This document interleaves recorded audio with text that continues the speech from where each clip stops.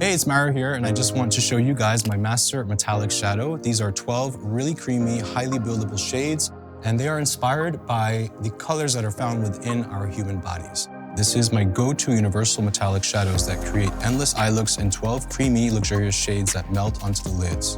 All right, so I'm going to be showing you guys a really quick and easy way to use the Master Metallics. Pick your two favorite shades from here. The shimmery light pink and the magenta pink. Okay, so shade number 2 and 11 are her two favorites, so I'm gonna show you guys how to use that. So using brush number E5, I'm gonna take the deeper shade here, shade number 11, and I'm just going to swipe all over the lid.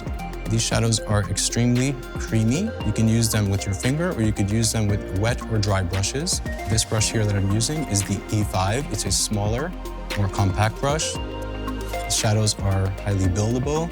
You can get a nice sheer wash or you can get a nice opaque full coverage.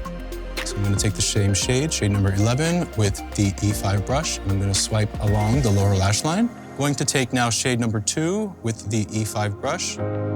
And I'm gonna apply that just on the inner corners here to open, brighten, and I'm gonna blend that into shade number 11 on the bottom here.